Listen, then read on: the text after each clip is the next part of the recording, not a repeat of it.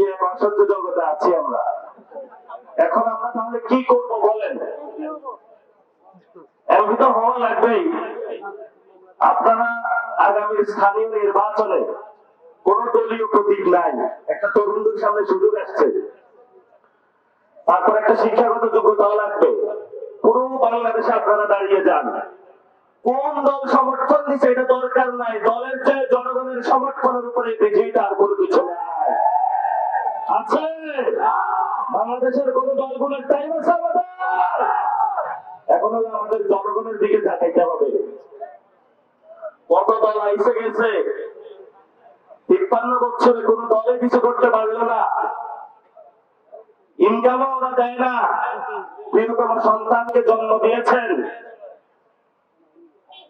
তাকে ফোন দেন যে বাবা চাকরি হয়েছে, সন্তান উত্তর দিতে পারে না। একদিন ছেলে বলল আমি আর এই ফোন ধরতে পারবো না, চলে একদিন বিদেশে চলে যাই। বন্ধু বান্ধবের সাথে মিলে 100 জন রওনা দিয়েছে।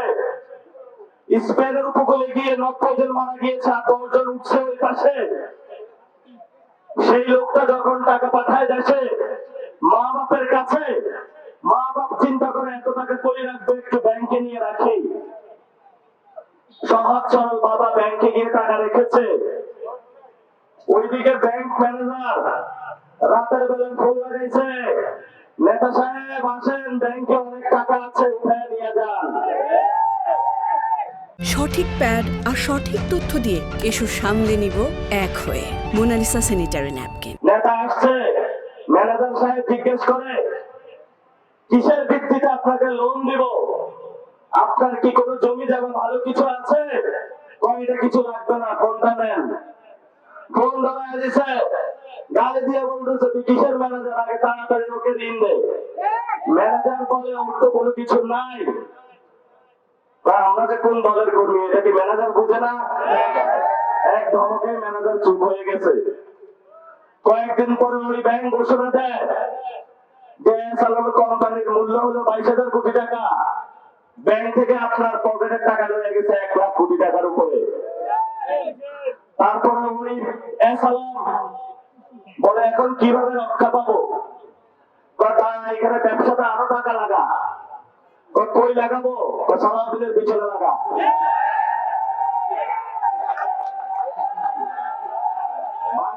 সালাউদ্দিন ভাই স্বরাষ্ট্রমন্ত্রী হয়ে গেছে।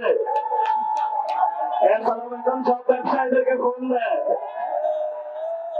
দেখছো কেমন ইনভেস্টমেন্ট, এই ইনভেস্টমেন্ট জীবনে আর কেউ করতে পারবি না বাংলাদেশে। আরেকজন ব্যবসায়ী বলে ওঠে তুমি তো স্বরাষ্ট্রমন্ত্রীর পিছনে লাগাইছো, আমি কিন্তু অর্থমন্ত্রীর পিছনে লাগাইছি। আরেকজন বলে আরে তোরা বাদ, আমি প্রধানমন্ত্রীর পিছনে টাকা লাগাইছি। আমাদের জনগণের সাথে তারা গাদ্দারি করেছে। হাইসে হাইসে কথা বলতেছি, এগুলা কিন্তু বাস্তব চিত্র, যার জন্য আপনার সন্তানের চিকিৎসা হয় না বাংলাদেশে। এই কোম্পানিগঞ্জের মানুষ, আরিফ ভাই বললেন 12 তারিখের পরে নাকি ব্যবসা বাণিজ্য দিকে খুলে দিবেন। আরিফ ভাই ব্যবসা খুলতে গেলেন হলো মালয়েশিয়াতে। আরিফ ভাই ব্যবসা যেহেতু খুলছেন, আরিফ ভাই ভালো মানুষ, ব্যবসা যেহেতু খুলছেন তো মালয়েশিয়ার আগে কিছু টিকিট কোম্পানি গঞ্জে দেন। আপনার স্থানীয় যে এলাকায় আপনার এই মানুষগুলা কষ্ট করে ভোট দিয়েছে, কষ্ট করে আপনাকে নেতা বানিয়েছে, অনেক নিপীড়িত ছিলেন, এখন মন্ত্রী পাড়ায় থাকেন, এই মানুষগুলোর দিকে তাকানো প্রয়োজন।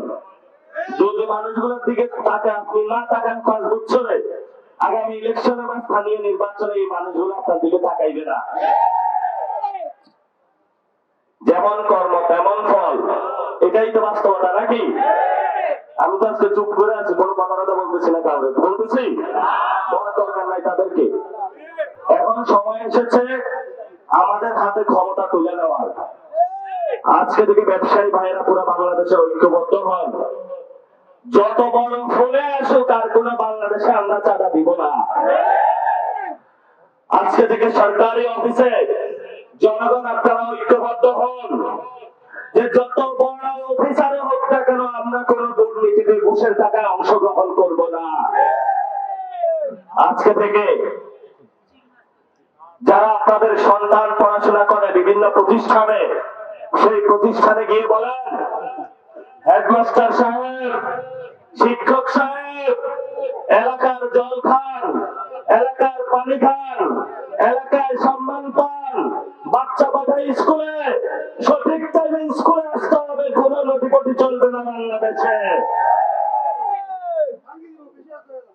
সরকারি বেতন নিয়ে বাসায় ঘুমায় থাকে।